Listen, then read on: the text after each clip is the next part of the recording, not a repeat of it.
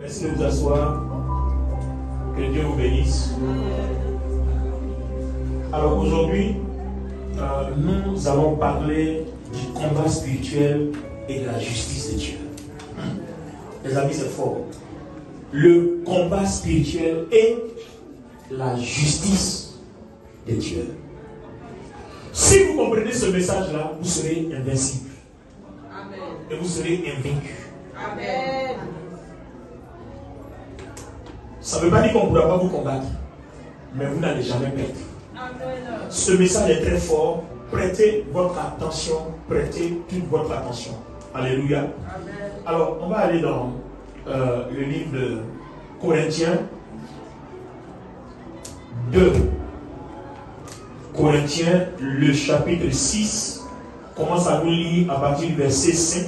Et voici comment nous nous recommandons nous-mêmes en toutes choses comme serviteurs de Dieu. Oui. C'est en vivant avec une persévérance sans faille dans les détresses, les privations, les angoisses, dans les coups, les prisons, les émeutes, dans les fatigues, les veilles, les jeûnes. C'est par la pureté, par la connaissance, par la patience, par la bonté, par l'Esprit Saint, par l'amour sans feinte, par la parole de vérité, par la puissance de Dieu, c'est par les armes de la justice, offensives ou défensives, qu'on nous honore ou qu'on nous méprise. Amen. Amen. Reprends le verset 7. Par la parole de vérité, par la puissance de Dieu, c'est par les armes de la justice, offensives ou défensives. C'est bon. Donc, les armes de la justice sont comment? Offensives ou défensives. Défensives. Merci de vous asseoir. Amen. Alors, pour ceux qui connaissent français plus que nous, c'est quoi une arme offensive? Hein? C'est l'arme avec laquelle tu attaques. Vous comprenez? Et l'arme défensive, c'est quoi? Quand on t'attaque, c'est l'arme qui te permet de bloquer l'attaque afin que tu ne sois pas atteint. Alors, vous ne voyez pas qu'en fait, la justice est tout pour nous les chrétiens. Amen. Celui qui a compris la justice a compris la victoire dans la vie chrétienne. Amen. Alléluia. Amen. Si tu as compris la justice, c'est que tu as compris la victoire. Mais celui qui n'a pas compris la justice aura toujours une porte quelque part à partir de laquelle l'ennemi intervient dans sa vie. Mais la justice est offensive et la justice est défensive. C'est-à-dire qu'elle permet de vaincre et elle permet de te protéger pour empêcher toi-même d'être vaincu. Amen. Donc la justice est notre arme défensive, elle est notre arme offensive. Alors c'est quoi cette justice? On va parcourir les Écritures, on va parcourir la parole, nous allons comprendre. C'est très fort. Je voudrais que vous soyez vraiment attentionnés. Alors, allons-y dans le livre de Éphésiens, le chapitre 4. Lis le verset 23 à 24.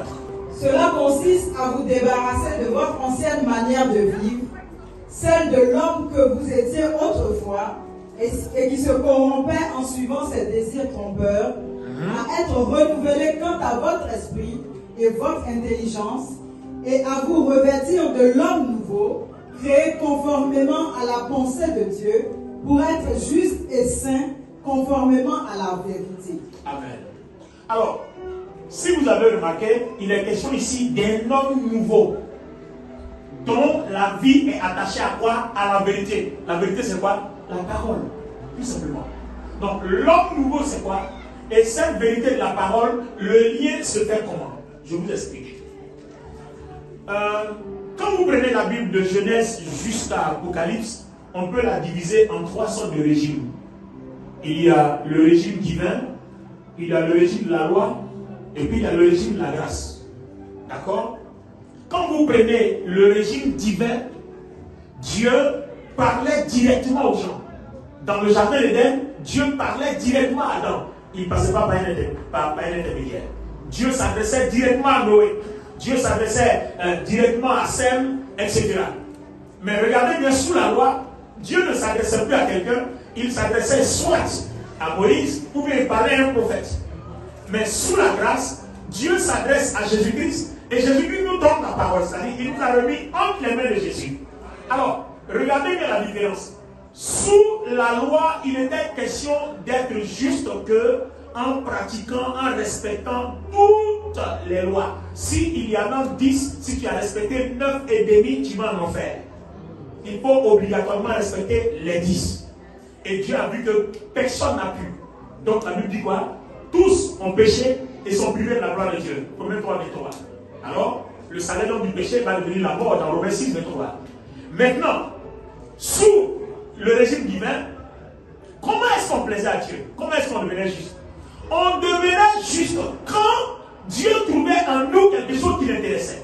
Comme par exemple Noé qui a été épargné du déluge parce qu'on a trouvé en lui quoi? L'intégrité et la droiture. Comme par exemple Job à qui Dieu faisait des éloges parce qu'il a trouvé en lui l'intégrité et la droiture. En fait, il n'y avait pas de règle. Quand Dieu était touché par quelque chose, il pouvait te déclarer juste selon que ça lui plaît. Il pouvait t'épargner d'un fléau, il pouvait t'épargner d'une malédiction selon que ça lui plaît. Mais sous la loi, il y a une règle. Alors sous la grâce aussi, on va voir que pour devenir juste, il va y avoir une règle. Parce que sous la grâce, Dieu s'est rendu compte que personne n'a pu obéir à la loi. Alors Dieu se dit, comment je vais faire pour que mes enfants ne périssent pas? Parce que l'âme qui pêche, c'est elle qui mourra. Mais en même temps, Dieu dit, je ne veux pas que le pécheur meure, mais que le pécheur vienne à la repentance. Alors que le pécheur a déjà péché. Donc, comment va-t-il mourir sans mourir? Donc on va le tuer sans qu'il meure. Alors Dieu va faire quoi? Il va faire retomber toutes nos fautes sur Jésus, qui va mourir à notre place. Et dans l'Ancien Testament, c'est une loi qu'on appelle la loi du rachat par le proche parent. Vous voyez? C'est-à-dire, si tu as commis une faute que tu ne veux pas payer le prix, ton parent peut accepter de payer le prix à ta place. Est-ce que vous comprenez? Donc, dès l'instant où ton parent décide de payer le prix à ta place, tu es épargné et ça retombe sur lui. Et c'est le prolongement qui a été fait sur Jésus à la croix.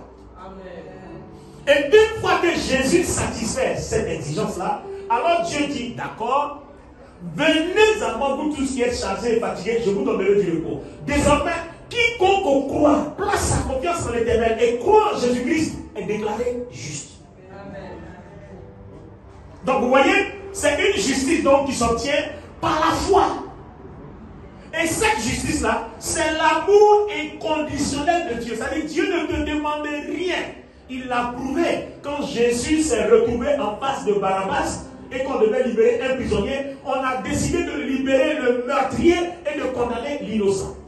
Alors Barabbas sort, ce genre d'amour-là, Dieu l'appelle amour inconditionnel. Et c'est par cet amour-là que Dieu nous pardonne nos péchés. Donc là où vous êtes en Jésus-Christ, vos péchés passés, vos péchés présents et même vos péchés futurs sont tous pardonnés. Que vous ayez demandé pardon ou pas, Dieu a déjà tout pardonné en Jésus-Christ, pourvu que votre foi ne faiblisse jamais en Jésus.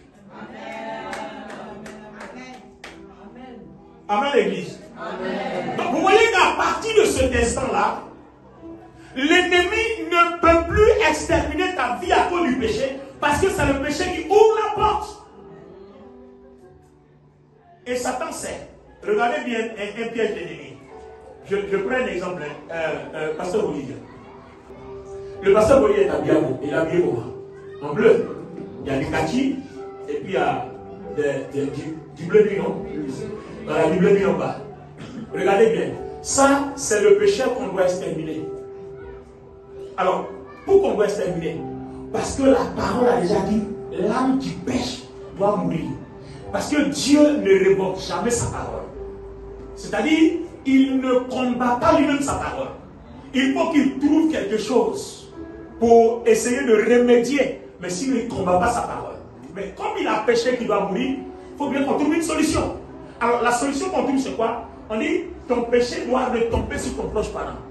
Or, quand Dieu a dit, l'âme qui pêche, c'est elle qui mourra, à partir du moment où tu pêches, Satan vient déjà t'accuser devant Dieu pour lui, il y a un péché, je dois intervenir. Parce que je suis en train de relier la justice maintenant au combat spirituel. Il vient maintenant avec son accusation, il vient devant Dieu et il a tous les droits. Il dit, je dois intervenir parce qu'il doit mourir. S'il ne meurt pas, c'est que ta parole n'est plus la vérité. Donc Dieu est obligé de te livrer. Est-ce que vous comprenez? Mais désormais, quand Satan vient, Satan dit il a péché, et puis Dieu dit mais regarde à Jésus-Christ. Wow. Est-ce que vous comprenez? Amen. Donc, quel que soit le péché que lui va commettre, péché passé, péché présent, péché futur, quand à cause d'un péché, Satan veut te tuer, quand il arrive, parce qu'il ne peut pas te toucher sans s'être plein devant Dieu. Il va t'accuser d'abord. Avant de toucher à Job, il allait l'accuser d'abord et il a eu l'autorisation avant de venir. Satan ne peut pas toucher à ta vie sans autorisation préalable. Ça, notez-le bien. Si vous aviez peur, éloignez-vous de cette peur-là. Satan ne peut pas toucher votre vie sans l'autorisation préalable de Dieu. Proverbe chapitre 30, je crois qu'on a lu sur le verset 5. Ne touche pas à quelqu'un qui demeure près de toi sans qu'il t'ait fait le moindre mal. Ton péché que tu as commis, en quoi est-ce que Satan est intéressé? Tu lui as fait quoi? Est-ce que tu l'as insulté? Tu l'as provoqué? Tu as commis ton propre péché. Donc qu'est-ce qu'il a à voir? Non, qu'est-ce qu'il a à voir? Voilà. Donc quand il arrive, Dieu lui dit, regarde Jésus. Donc vous voyez que désormais, quand Dieu te regarde, s'il te regardait directement, tes péchés compteraient encore. Mais il te regarde à travers le sang de Jésus. Les amis, voilà le problème en fait. Et si vous ne savez pas ça dans les Écritures, vous aurez toujours la crainte que vous êtes pécheur, Dieu va vous tuer. Non, Dieu ne te regarde plus directement, sinon il verra tes fautes. Mais il te regarde à travers Jésus-Christ. Donc à travers le sang de Jésus, il te regarde à travers la croix. Il voit la crucifixion, il voit la mort, il voit l'ensevelissement, il voit la résurrection de Jésus. Et puis maintenant il te regarde. Si vous enlevez la croix, si vous enlevez la mort, si vous enlevez la crucifixion, si vous enlevez l'ensevelissement, si vous enlevez la résurrection, alors c'est Satan qui a appelé à toi. Amen. Est-ce que quelqu'un comprend maintenant? Amen. Donc ça, c'est la justice qui s'obtient par la foi. C'est pour ça que le règlement dit, tu aimeras Dieu de tout ton cœur, de toute ton âme, de toute ta force et de toute ta pensée. Est-ce que vous comprenez?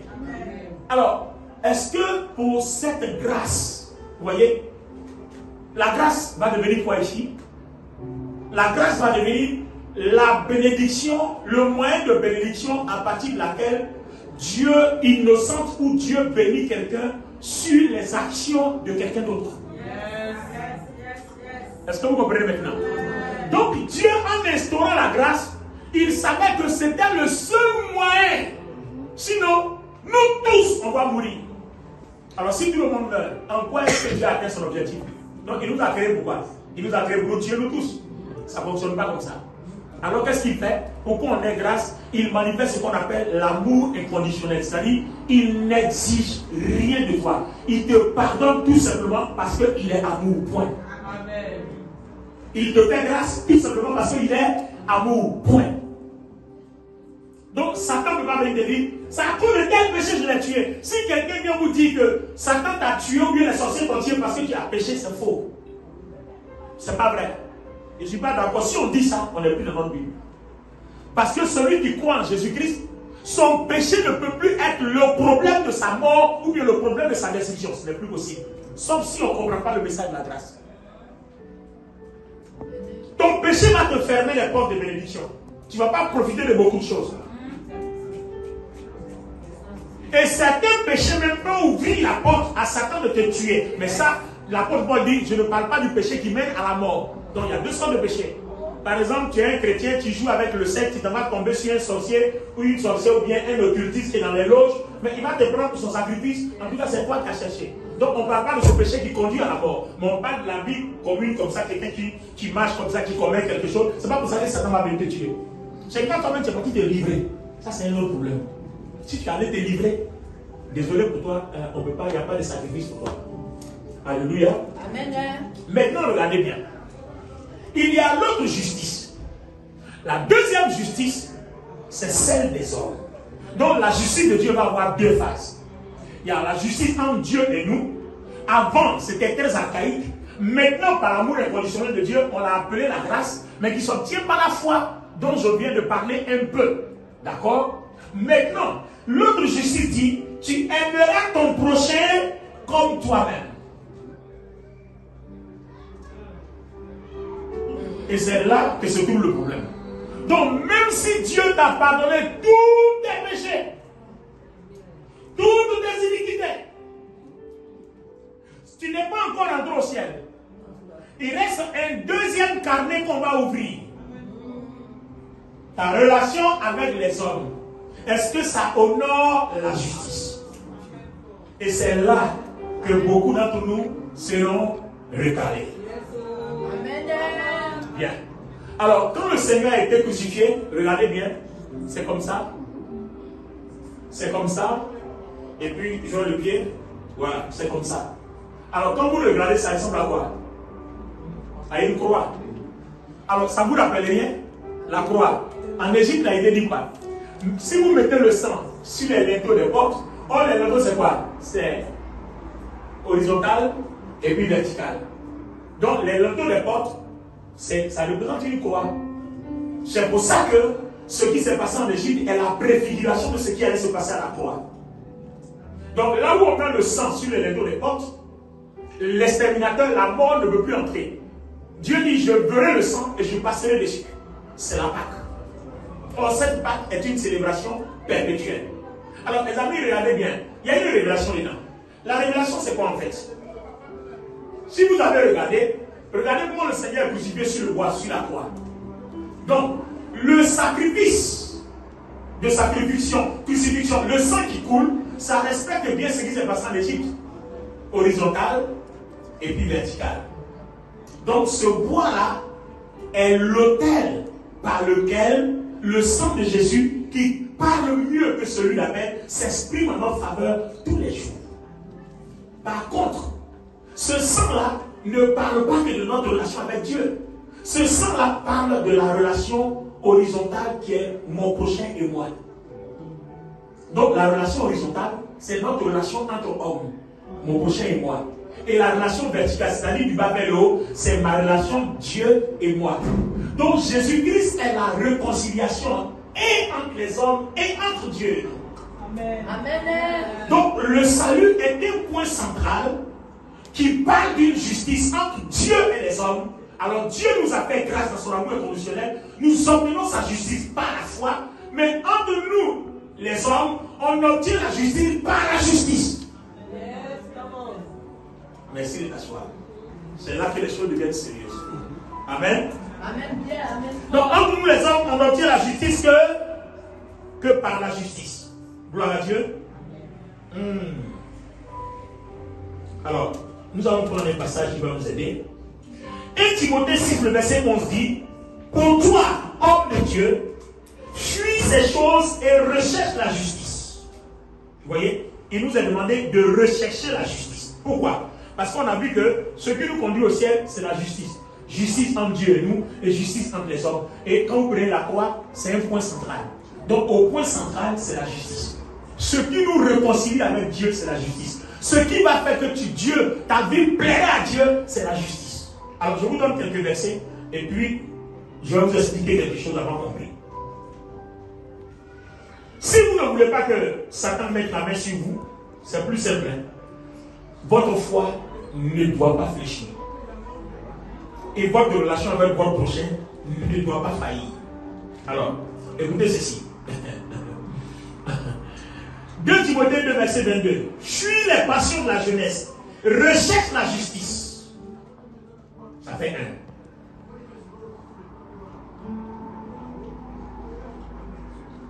Tite, le chapitre 2, verset 12 dit: elle nous enseigne à renoncer à l'impiété et au convoitisme mondain et à vivre dans le siècle présent selon la sagesse, selon la justice. Alors maintenant, regardez quelque chose ici. On est dans Hébreux, le chapitre 1, le verset 9, qui dit, en parlant du Seigneur Jésus, il dit: tu as aimé la justice et tu as haï l'iniquité. C'est pourquoi, oh Dieu, ton Dieu t'a oint d'une huile de joie au-dessus de tes égaux. Quiconque pratique la justice, Dieu le place au-dessus. Amen. En fait, nous ne pouvons pas plaire à Dieu sans qu'il y ait ce petit mot, la justice. Je continue mon analyse. Et tout à l'heure, je vais terminer par quelque chose. Or, quiconque est au lait n'a pas l'expérience de la parole de justice car il est enfant.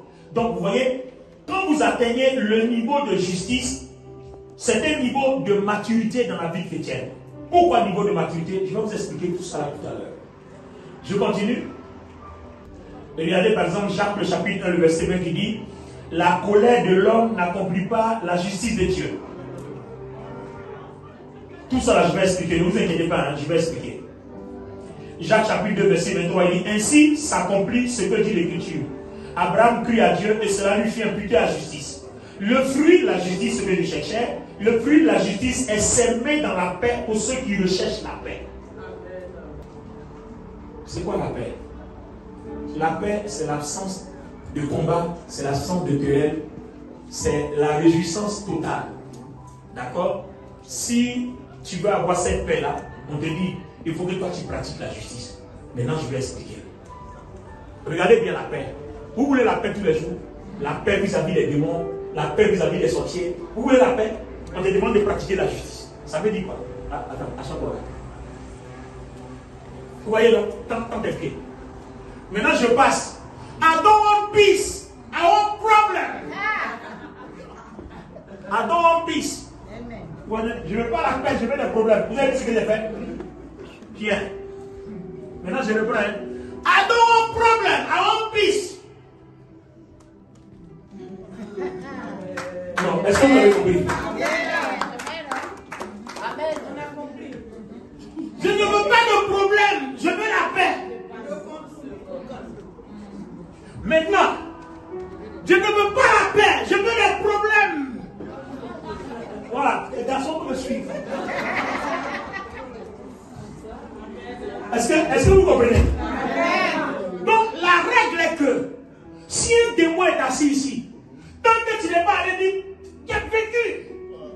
Ça veut dire que tu passes, même s'ils sont remplis dans la vallée de l'homme de la mort, il n'y a pas un qui peut aller te toucher.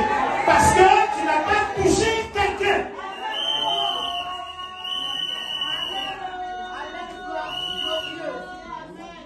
Vous voyez maintenant le combat spirituel? Un sorcier assis là, il est en train de manger sa nourriture, même si c'est bien humain, il ne faut pas mettre le sable que tu as vu là. Passe. I don't want problem. Passe. Voilà. Tu comprends? Quand j'étais au lycée classique de Boaké, je vous fais la jeunesse. J'avais CG de Guitry, lycée de San Pedro, et puis j'ai terminé mon cycle secondaire au lycée classique de Boaké. Les amis, on avait un ami, il s'appelait Barnabas. Non, c'est pas Barnabas, Barnabas. Barnabé. Voilà. Et puis, il était scellé, nouveau chrétien. On était tous la même génération là. Un matin, on ne sait pas ce que le jeune homme l'a eu. Il dit, ça va combattre les sorciers de son village.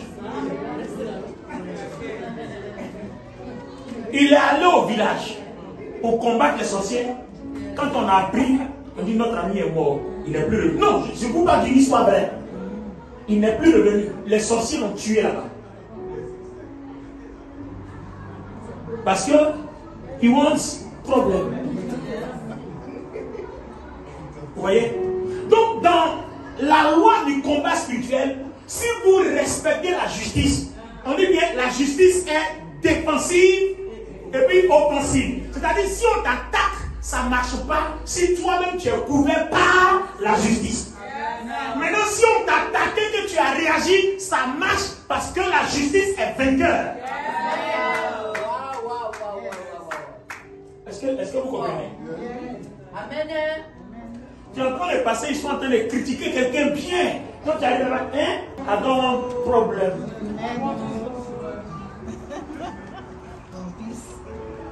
Est-ce que vous comprenez? Amen. Tu arrives quelque part, tu vois, ils sont en train de calomnier quelqu'un. En tout cas, c'est doux entendre, I don't want problem. Et tu continues. Parce que la justice dit quoi? Si tu as écouté, en tout cas, il faut être sûr que tu es fort pour ne rien dire. Parce que si tu as dit quelque chose, tu as établi les règles de justice pour que quelqu'un d'autre dise quelque chose à ton sujet.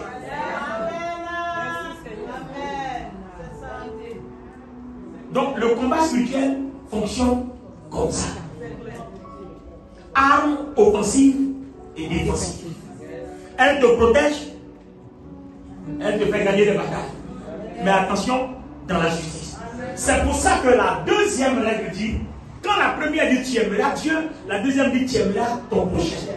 Et puis le Seigneur dit quoi? Ce que tu veux qu'on fasse pour toi, fais pour les autres. Amen, amen, amen, amen, amen, amen. Si tu n'as pas critiqué quelqu'un, tu n'as pas calomnié quelqu'un, celui qui te critique, te calomnie, a problème avec Dieu. Attends, je l'ai noté quelque part ici, j'espère trouver le verset.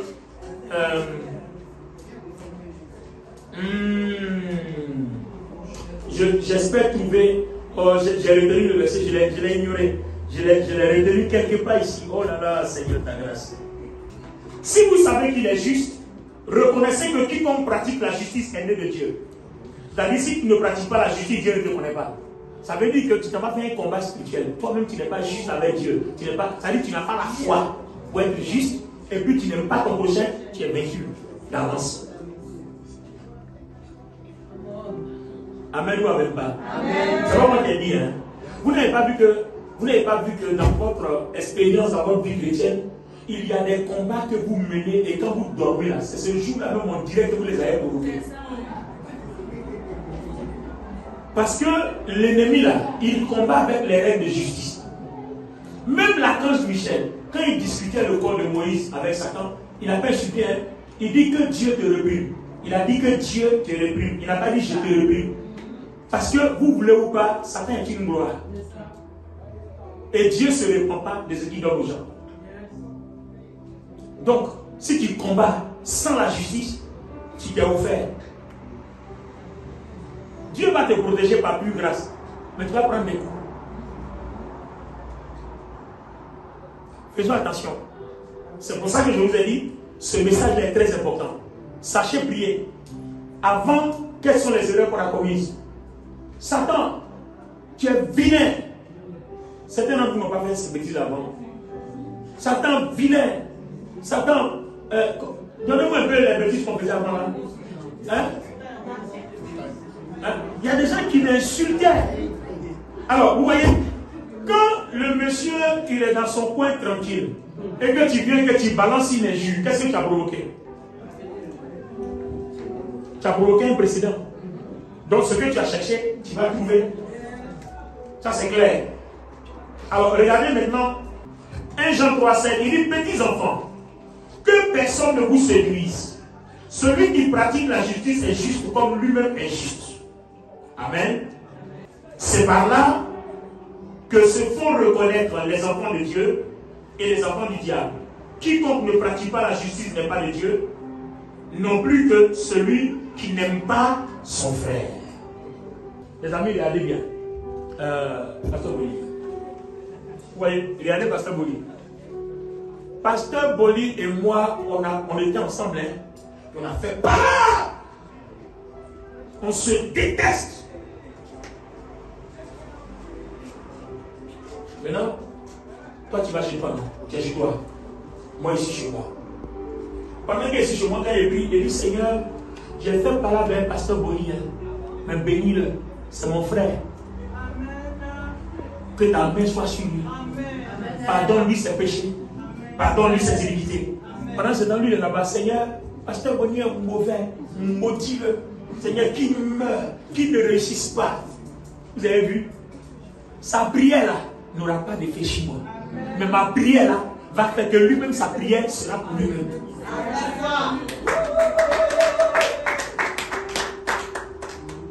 C'est ça l'arme défensive et offensive. Si vous priez pour celui qui vous déteste, toutes les manigances et les œuvres qu'il va fomenter dans la sorcellerie ou quoi, lui-même il va manger ses propres déchets. C'est-à-dire ça ne vous atteindra pas. Humainement, quand nous prions contre lui, on se dit c'est ça qui est bon. Ça, c'est la chair. la chair te dit, c'est ça qui est bon. Amen.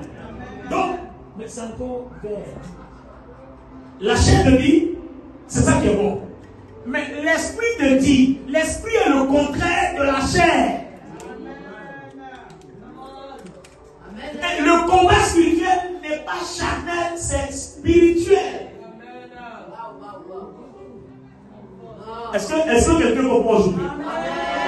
Si vous savez faire ça, vous allez dormir en paix, sans mari de nuit, sans foufou de nuit, en tout cas, vous serez tranquille. Vous serez en paix. Même si ils arrivent à vous faire manger leur nourriture et autres, là, machin, quand vous vous réveillez, ça sera sans effet. Même si ça a eu des effets, ça va disparaître comme c'est venu.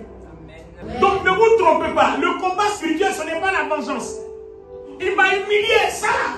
Pour que je rentre mon coup, donc tu es chez toi à la maison, tu pries pour que quelque chose lui arrive, pour qu'on dise que tu as raison. Cette prière-là, Dieu n'exaucera jamais. Donc n'ayez pas peur.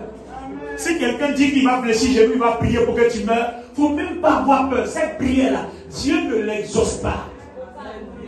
C'est quoi la conséquence? Si moi, parce que je ne suis pas d'accord, je prie pour que Dieu le maudisse, parce qu'il m'a fait du mal, et le jour où je me trompe pour faire du mal à quelqu'un, c'est que j'ai signé mon arrêt de mort, j'ai exigé que quelqu'un prie pour que moi aussi le mal m'arrive. J'ai semé une justice que je vais lui porter. Donc nos actes dans la vie chrétienne deviennent donc des sémences. Donc ce que nous sémons, c'est ce que nous moissonnons. Si tu pries pour lui, alors tu vas moissonner aussi. Le jour où quelqu'un va se lever pour prier contre toi, Dieu va dire non. Amen. Yes. Attends, à votre avis, vous pensez que quand on se promène dans les rues là, vous pensez que les démons ne sont pas là? On ne les voit pas, mais ils sont là, ils se promènent.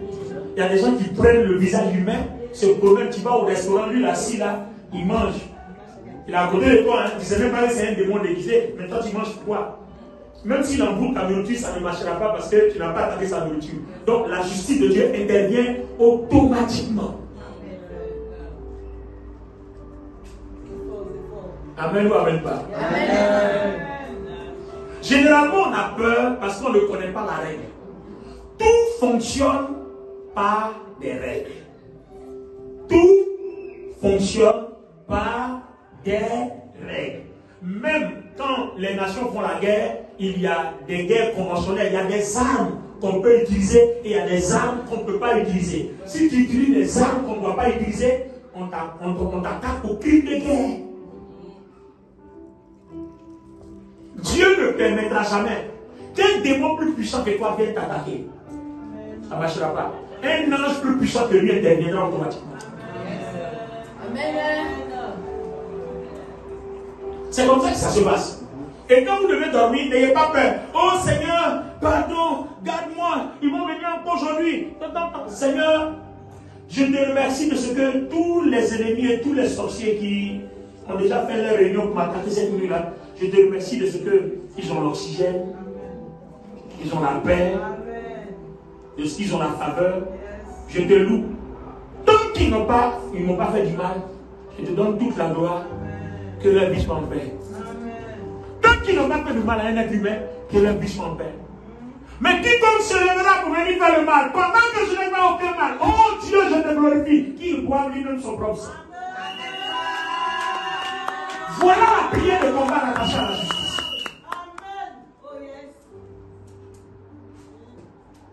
Tu comprends?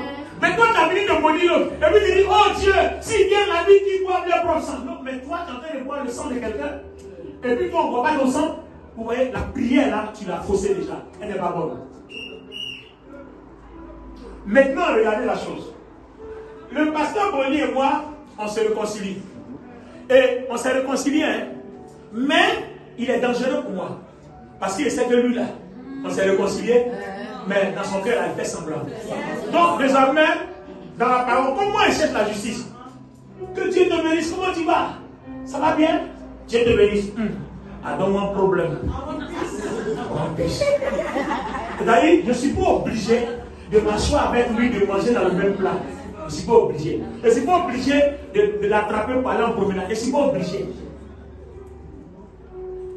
Tant que je réussis à ne rien garder dans mon cœur contre lui, je suis libre.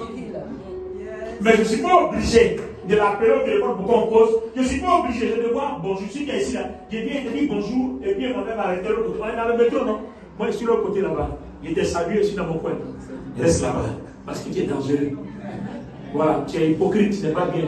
Pendant que moi je souris sincèrement, toi tu souris jaunement. Donc, je ne peux pas m'amuser à ouvrir une porte et puis tu vas frapper et tu vas aller dire c'est Dieu qui l'a tué parce qu'il n'est pas bien.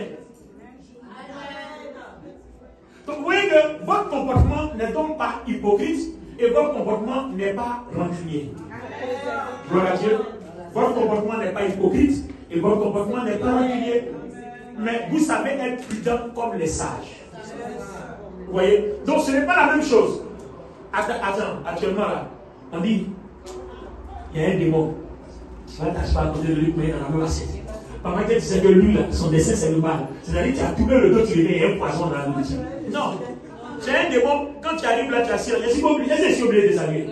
Je ne t'en veux pas, je ne suis pas contre toi, mais je suis pas obligé de saluer. Quand tu es assis ici, là, ah, c'est un démon. D'accord, je n'ai pas te dire démon là. Ça donne un problème.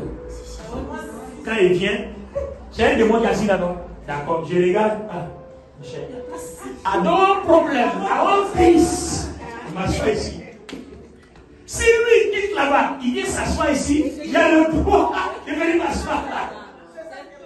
Tant que je ne suis pas quelqu'un, tant que je ne montre pas de respect, tant que je n'ai rien dans mon cœur, tant que je ne suis pas rapide ou hypocrite, il y a le droit de me déplacer.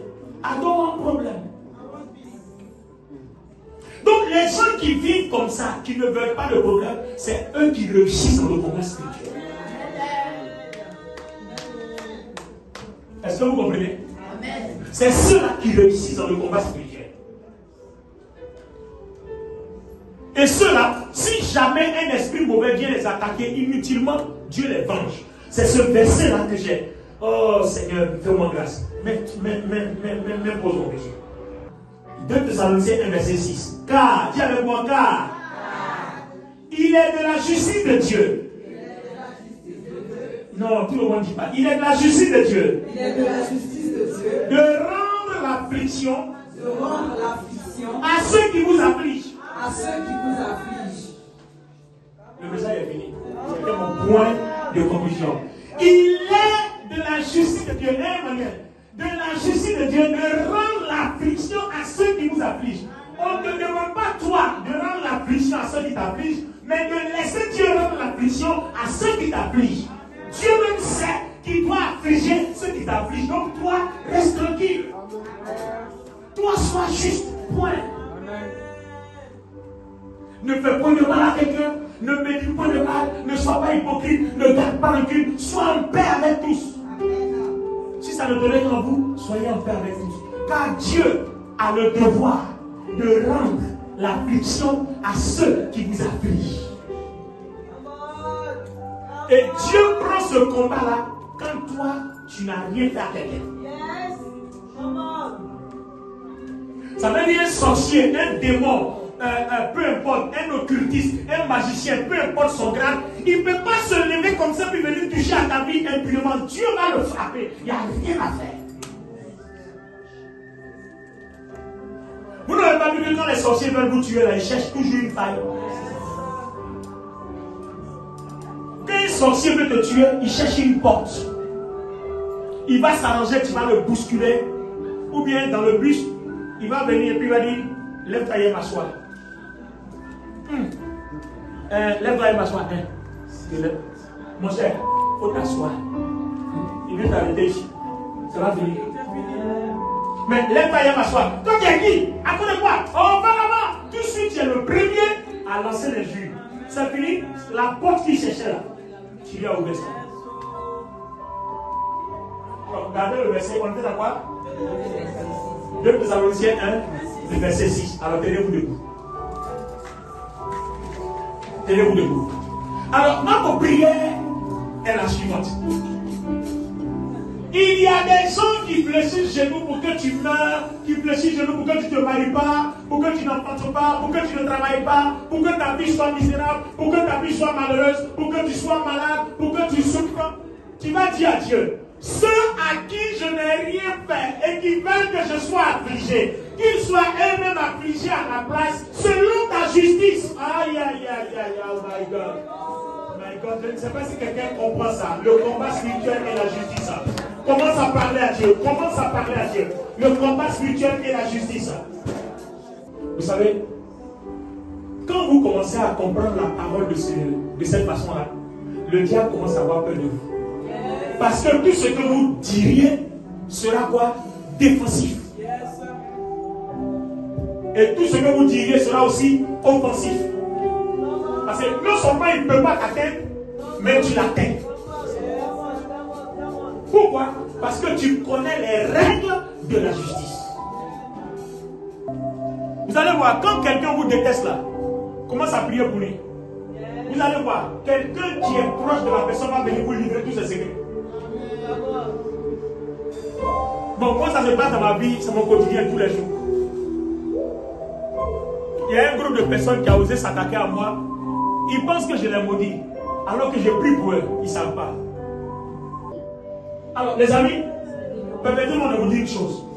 Pour aller au ciel, il faut les deux passeports de la justice. Tu as la foi, tu as la justice de Dieu, qui t'innocente de tout péché. Mais attention, ce que tu as fait contre ton prochain, si tu n'as pas réglé, tu ne peux pas entrer au ciel.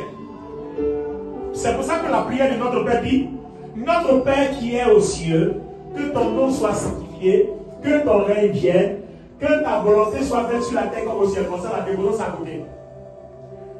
Pardonne-nous nos offenses comme nous pardonnons aussi à ceux qui nous ont offensés. Voilà les deux choses qui vont conduire au ciel. Dieu te pardonne tes offenses, toi aussi tu pardonnes aux autres leurs offenses. Voilà ce qui conduit au ciel. Il y a un autre verset, je ne vais pas me fatiguer, on va voir ça dans les autres messages. Quand votre cœur est rempli de justice, toutes les paroles que vous sortez sont des paroles de foi, des paroles de vie et des paroles qui s'accomplissent toujours. Lève la main droite, on va faire une prière. Dis avec moi, Seigneur. Dis avec moi, Seigneur. Seigneur. Je lève la voix vers toi. Je te prie. À partir d'aujourd'hui, je veux marcher selon ta justice. La justice qui s'obtient par la foi et la justice qui me permet de pardonner aux autres. Père, je libère mon cœur vis-à-vis de mon prochain. Je prends l'engagement de prier pour ceux qui me détruisent. Afin que dans ta justice, selon 2 Thessaloniciens 1:6, tu opères en ma faveur. Tu opères en ma faveur. Tu opères en ma faveur. Tu opères en ma faveur. Je prie maintenant. Si je fais quelque chose à quelqu'un, pardonne-moi. Si quelqu'un m'a fait quelque chose, je lui pardonne. Mais Seigneur, si je n'ai rien fait, et qu'un sorcier, une personne, un démon se lève pour nuire à ma vie, Seigneur, selon 2 Thessaloniciens 1:6, lève-toi et retourne-lui son affliction. Retourne-lui son affliction. Prions au nom de Jésus. Prions au nom de Jésus.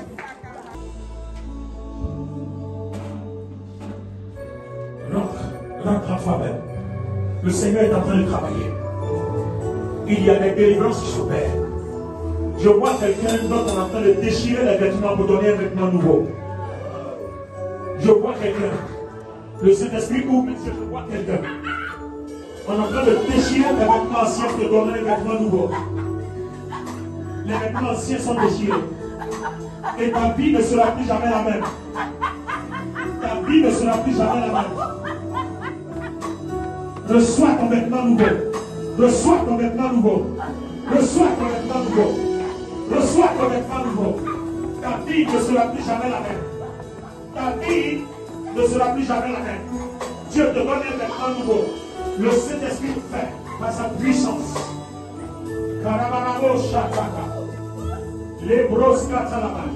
L'Esprit du Seigneur est ici.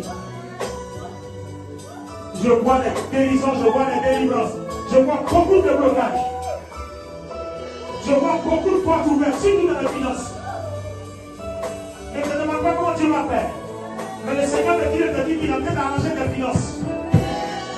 Il est en train d'arranger tes finances. Ne te demande pas, ne te pose pas la question, Dieu verra comment. Mais Dieu est en train d'arranger tes finances. Toi qui ne travailles pas, c'est ton heure, c'est ta saison qui est arrivée. Le Seigneur me parle du mois de septembre, c'est ta saison qui est arrivée. Le Seigneur me parle du mois de septembre, c'est ta saison qui est arrivée. Toi qui ne travailles pas encore, septembre, possède cette saison de septembre. C'est pour toi. Prends la grâce de Dieu. Prends la grâce de Dieu. Prends la grâce de Dieu. Je vois une lumière très éblouissante de la puissance de Dieu dans vos maisons. Dans vos maisons, je vois une lumière éblouissante. Et j'entends la purification. J'entends la purification. Tous les sceaux que l'ennemi a utilisés pour marquer des murs, ces sceaux-là sont effacés. Le feu de Dieu, le feu du Saint-Esprit dans ta maison, efface tous les sceaux de l'ennemi. Efface tous les sceaux de l'ennemi. Le feu de Dieu, efface tous les sceaux de l'ennemi. Pendant que tu es ici en train de prier avec moi, le Seigneur est en train de purifier ta maison. Quand tu vas entrer ce soir, tu vas sentir une paix. Il est en train de purifier ta maison. Il est en train de purifier ta maison. Il purifie ta maison. Et cette onction est pour ta maison. Désormais, cette onction habite ta maison. Désormais, cette onction habite ta maison. Désormais, cette onction habite ta maison. Voici la puissance de Dieu. Voici la puissance de Dieu. Voici la puissance de Dieu. Voici la puissance de Dieu. Voici la puissance de Dieu. Voici la puissance de Dieu. Voici la puissance de Dieu.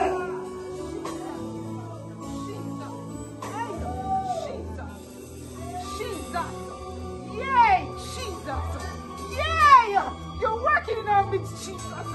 Yeah! Come forth for us, Jesus. Mercy, Lord.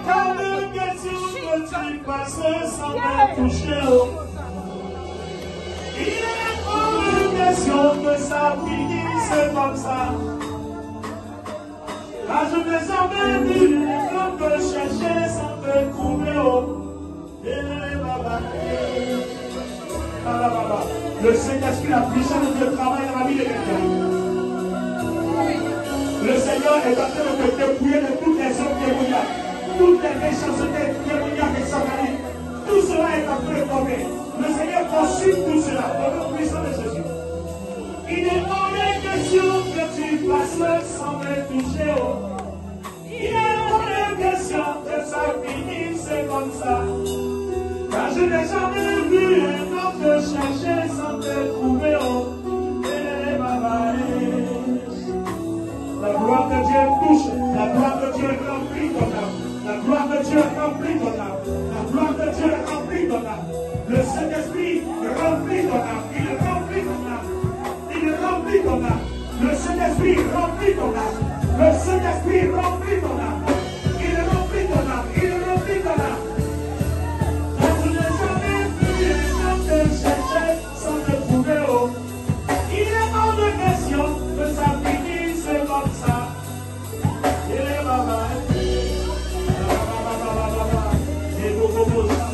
Merci Seigneur de ta précision. Merci de cette présence. Gloire à Dieu. Alléluia. Alléluia. Seigneur, merci. Tu as fait ce que tu avais à faire ce jour. Tout ce que tu as programmé faire, tu l'as fait. Nous te disons merci. Nous sommes reconnaissants. Et c'est que, même après ce lieu, tu le feras encore plus pour que nous témoignions ton nom. Merci pour ta bonté. À partir d'aujourd'hui, dans le spirituel, Dieu t'établit comme sentinelle. Vois! Dieu a fait tomber des écailles et des cieux. Vois! Et que ce que tu vois ne soit jamais erroné, soit juste. Les écailles sont tombées. Je sécurise tes yeux dans le sang de Jésus. Afin que l'ennemi ne les casse pas. Foi! Foi! Au nom puissant de Jésus.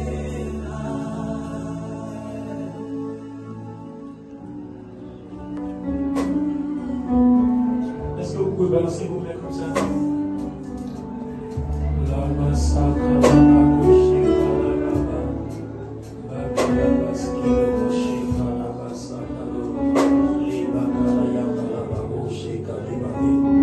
Père, nous avons mangé de ton corps, nous avons bu de ton sang.